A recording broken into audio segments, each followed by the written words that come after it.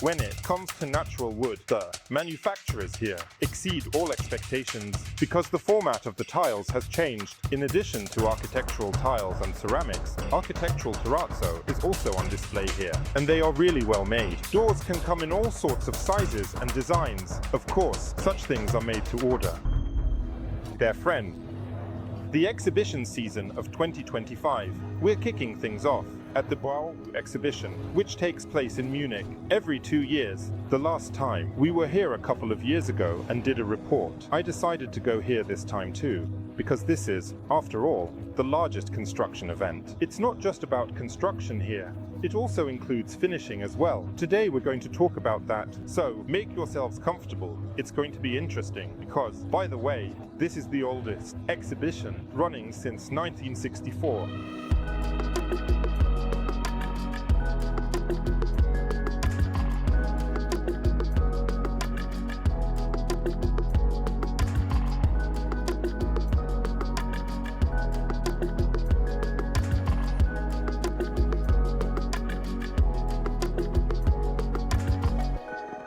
Let's kick off our review with everyone's favorite, the bathrooms, or more specifically, the ceramics. German ceramics, or more precisely, ceramics in Germany. It is very different in aesthetics from what we are used to seeing, in particular, at the Chasset exhibition or at the Sevesam exhibition. Here the ceramics are presented in a more architectural way, and the color range is appropriate because, as architects say, any color is good if it is gray. So let's take a look at 2 examples. Let's delve into what truly German companies mean by this. It's about the color palette. These are all shades of gray with a little bit of, again, earth tones, warmer tones, shades, clay, terracotta, some may be olive, with a small exception of flowers to create a collection, including the involvement of an architect, but, in particular, the new product of one well-known company, which begins with, ends with Buchtal, was created with the participation of the very famous architect Haddadi Girani. And there we can see how this interplay is happening, mix and match of these various shades and textures. So,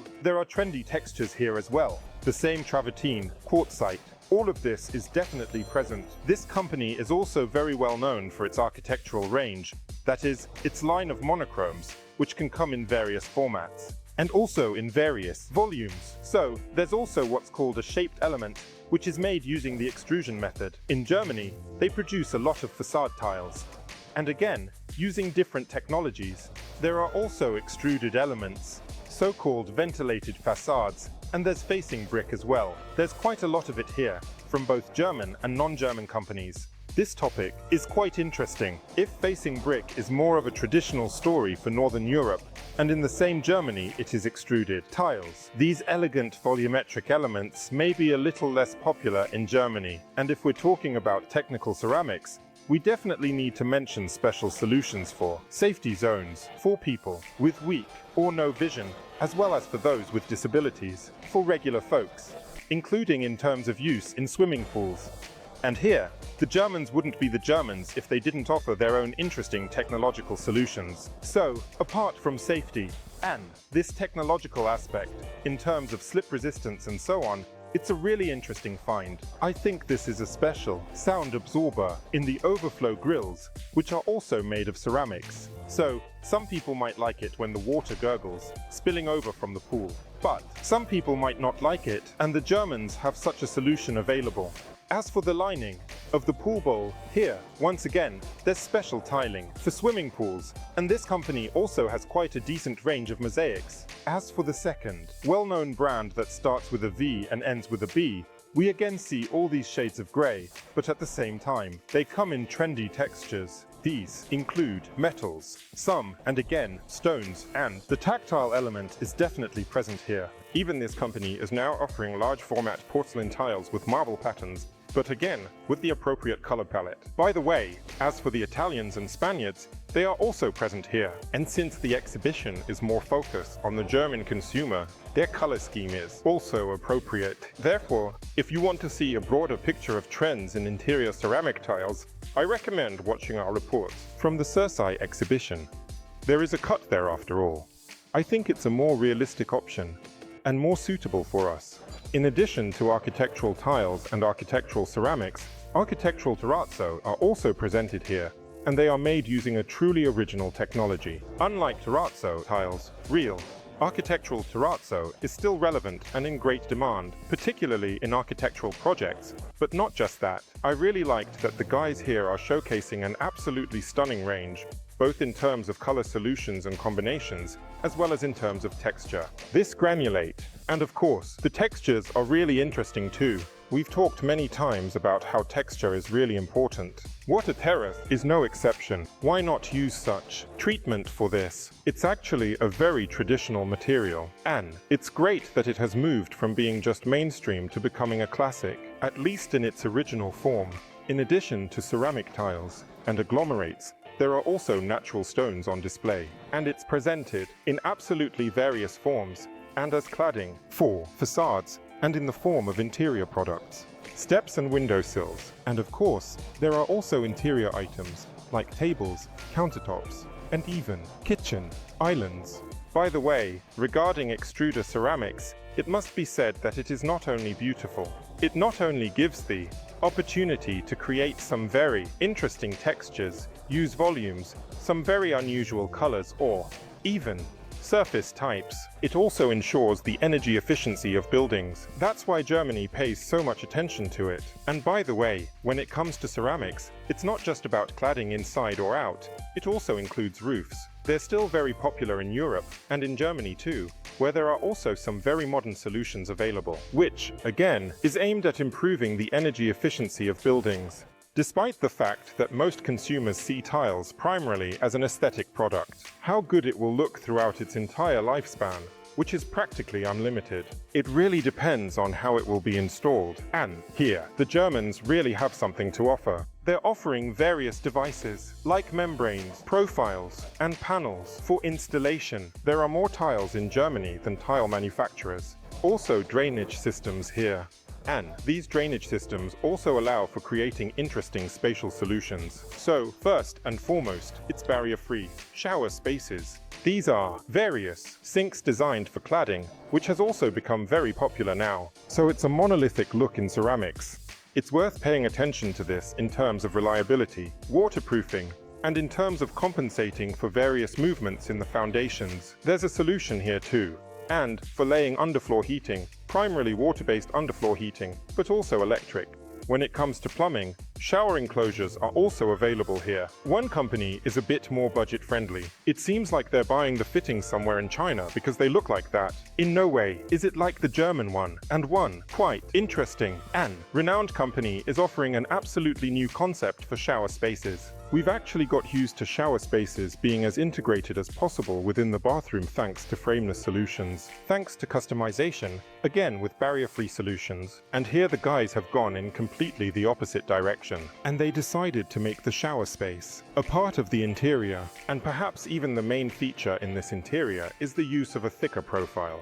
They use various materials. They turn the wall itself into a multifunctional object, which has, on one side, a niche for storage, some cleaning products. On the other side, there could be drawers. It can all be made from different materials. First of all, it's metal, but also composite, acrylic stone. By the way, its use here is absolutely justified. Unlike kitchen worktops, there's also the integration of light there. It's really become a part of the residential interior now, and it aligns with the main trend of the last decade, where the bathroom is transforming into a living space. Is relevant.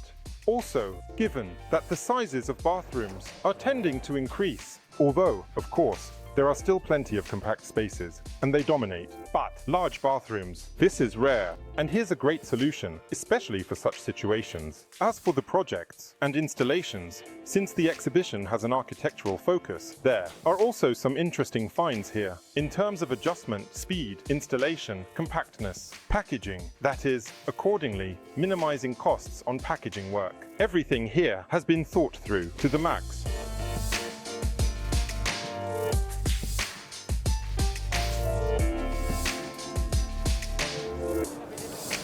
Another section of the exhibition that holds great interest for Interior design. These are doors. The doors presented in a different variety. These include entrance doors and interior doors. Entrance doors can come in all sorts of sizes, of all sorts of designs, and such things are made to order. But this approach of making doors to order, it's also being transferred to interiors, and customized doors are absolutely the norm. If we're talking about geometry in general, then it's probably worth noting the increase in the average height of doors. Tall doors are currently the center of attention.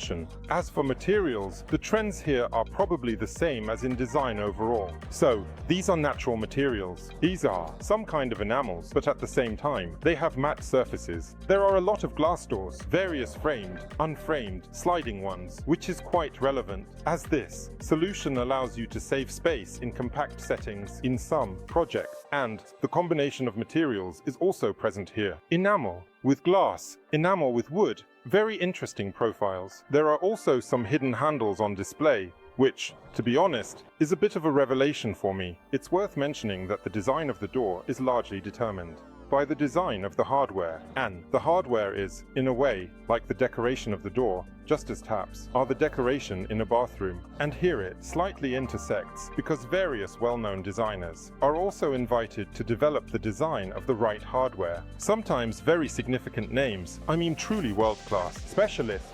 There's also a combination of materials here. I really like handles with porcelain inlays, and when it comes to the color of the hardware, there's just as much variety as there is in taps these days. That is, these can be various colors of powder coating and PVD shades. Both glossy and matte surfaces for the hardware are also available. So, the choice here is practically unlimited.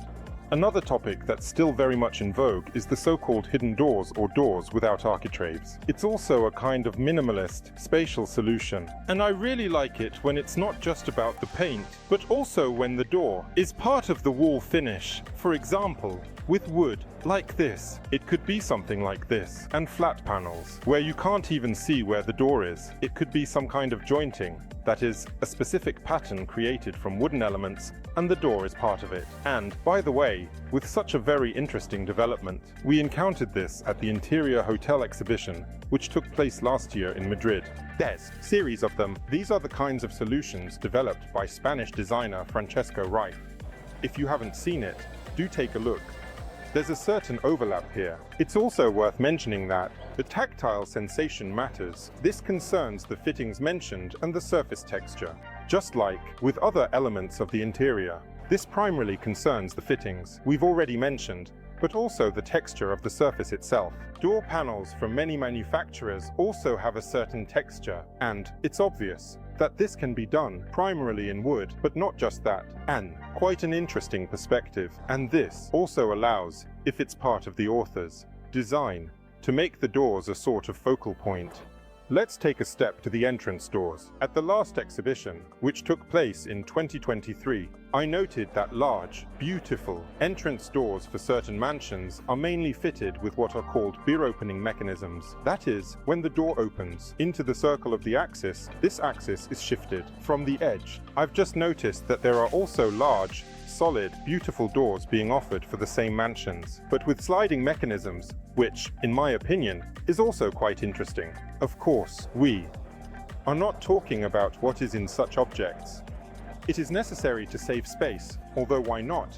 But nevertheless, sliding doors also have a certain convenience in terms of access. As far as access is concerned, first of all, entrance doors are equipped with various smart technologies, that is, opening by fingerprint, by code, and so on. But nevertheless, now these technologies are integrated, including into interior doors, because inside some space, even if it is a living project, sometimes, it is required to restrict access to certain areas of the house.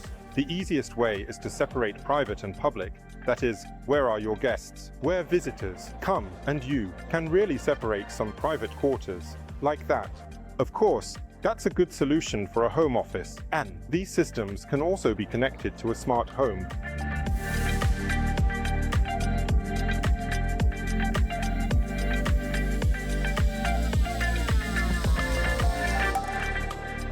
And the last section of the exhibition that we'll be looking at today, it's flooring. Flooring in the broadest sense of the word. Here, you'll find quartz vinyl tiles, all kinds of laminates and polymer coatings, natural wood. And here, the trends, once again, largely overlap with the general interior trends, particularly with those same doors. Because if we're talking about finishes, about coverings, then it's mainly a matte finish with a lot of textured wood, which again provides very vivid tactile sensations, and you definitely feel that underfoot. And this is true for both natural wood and these polymer coatings. When it comes to natural wood, manufacturers exceed literally all possible expectations because the format of the planks has become just gigantic. One Belgian manufacturer shows planks up to 15 meters long and up to 60 centimeters wide, but this is relevant where there's plenty of space to play around. If there's not enough space to stretch out, then using some intricate laying patterns would be a good solution. So it's not just traditional herringbone and chevron patterns.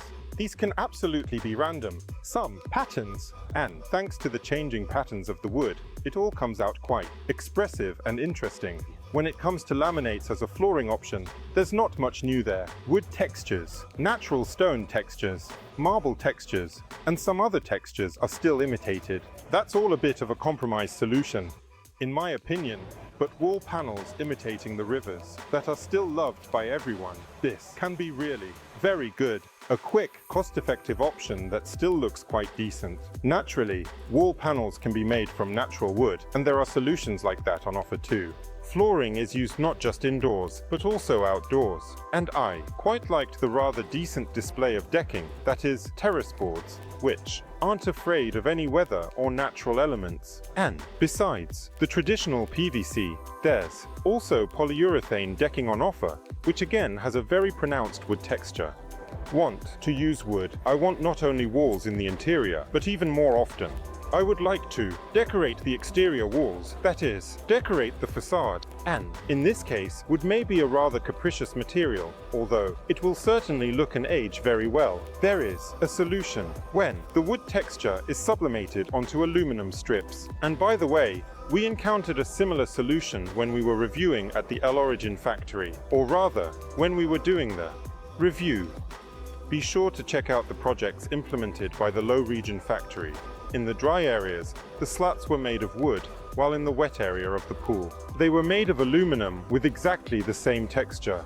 The question always arises of how to fix these slats. And here, one manufacturer shows what I think is quite a technological solution. You can hang not just wooden slats on this structure, not just aluminium slats, but even slats made from natural stone. As always, the Germans have everything very well thought out technologically. When it comes to polymer coatings, it's worth mentioning spindles. It is a mineral polymer or stone polymer. If you like, it has qualities already close to ceramic granite, but is significantly lighter, both in weight and in installation, because it uses the same locking mechanism for fixing as regular laminate or panel parquet. Of course, we also need to mention linoleum, which has a slightly Soviet flair, but good linoleum is an excellent flooring option. It is homogeneous. It is very environmentally friendly if it is, let's say, a traditional, so-called classic marmoleum. So, it's all about maximizing everything. It's organic in composition, and it's a really good flooring option for allergy sufferers. It's often used in children's rooms. This flooring is used in medical facilities and in other establishments where special qualities are required, both in terms of safety and uniqueness. By the way, regarding natural wood floors, I've noticed that here, and over there, modules with integrated natural stone, like marble, have started to appear again. Well, of course metal, but I wouldn't say that metal is something to be surprised by. Stone was very popular when combined with wood. I think it was about 10 years ago. Then this topic kind of quieted down a bit, and now this theme has started to resurface again. I think it's really interesting, and in certain interiors, it can definitely work. Similarly, by the way, small format patterns for wooden floors have started to make a comeback, so to speak, because there's always been this race for size. Sizes can be like this. Patterns and layouts from tiny elements stand out more, which you just can't fit into an ordinary home. But some small patterns, small layouts made from tiny elements have also become more noticeable here than it was. The exhibition 2 years ago. All hard floors have one major drawback. They are, from an acoustic point of view, aren't the best solution. And you have to compensate for this acoustic issue to use carpet or even carpet tiles. Both can happen, you know, very wear resistant. And these products are specifically designed, including for high traffic areas. So don't forget that you also need to ensure beauty in it. And also acoustic comfort. The people who will be in that particular space, according to the rules, there should be 120% of acoustic surfaces in the space. So, if you're using carpet or carpet tiles on the floor, you only need to add about 20%. But if you have tiles, vinyl, or parquet on the floor, anything really, except for carpets, then you need heavy, thick curtains and rich, textured upholstery for the furniture. And finally, special, sound-absorbing panels, which are particularly recommended for use in public spaces.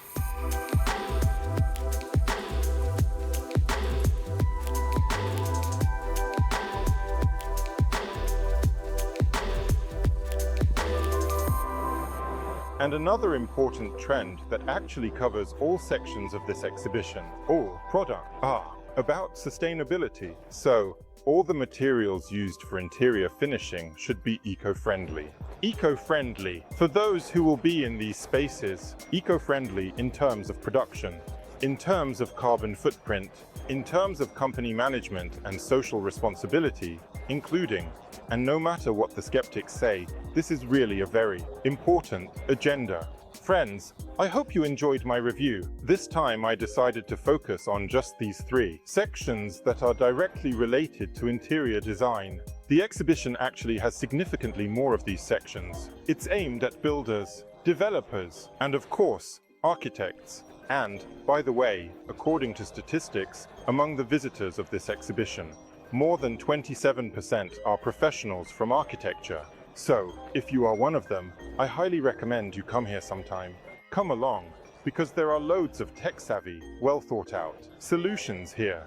Quite innovative, and of course, cutting-edge, especially in terms of aesthetics, that is, in terms of design. If you liked the review, do share it with your friends, as this will help us grow the channel. And of course, share useful information with your colleagues. Don't forget to write something nice, and don't forget to give a big thumbs up. And, of course, be sure to subscribe, so you don't miss the review of the next design event. That's it. Bye for now.